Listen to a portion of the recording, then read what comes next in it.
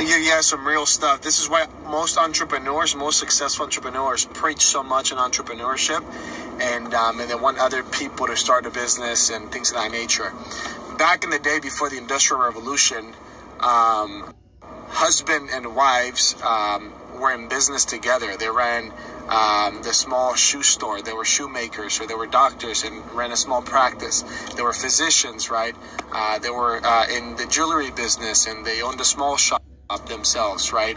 And so they spent a lot of time together as a couple, as a family, right? And they were all small business owners. As time in the Industrial Revolution came, Henry Ford had the concept of mass production, 9 to 5, right?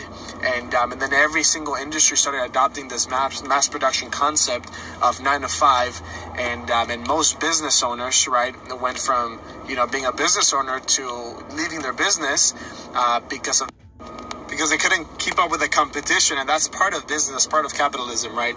And they had to adapt. So a lot of industries change, and a lot of people started adopting this mass production, this 9 to 5 kind of a lifestyle. And what happened is, like, as time's gone by, this is what happens nowadays. This is why people need to change. This is why you got to adapt with the economy, the technology, is that you have, a husband and wife. They go to their job from 8 in the morning. They don't come back home till 5, 6 p.m. They watch TV for 2 hours, and they spend an hour with their kids, and they eat together, and then they go to sleep, and they do it all over again. And then you fast forward 30 years later, they don't even know each other anymore, and no real values or beliefs and cultural ethics and morality and integrity are being taught in most households. And that's why there's a lot of different conflicts going on around in our society because of things of that nature. And even above that, a lot of people are at jobs that literally are making them sick. There's too many people on antidepressants, and then there's counselors at the job in corporate America to try to help the employees cope with the stress. And there's so much turnaround from all these companies, and there's just so many medications being prescribed over and over and over and over again, literally killing people's brain cells left and right. And big pharma, right, they love this stuff because they obviously profiting off of subscribing so many people with all these medications, and is literally killing people day by day, slowly.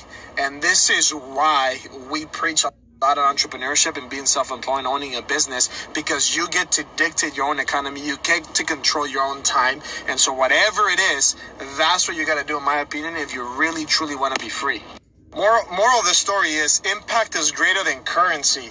And those that make a big impact in the world, in whatever marketplace they want to, whatever big problem they want to solve, get rewarded tremendously because of the impact that they make. The currency will follow. Don't put your happiness and purpose at the hands of others. Follow it wholeheartedly, even if it's hard, and trust, in my opinion, in God that will lead you the right way.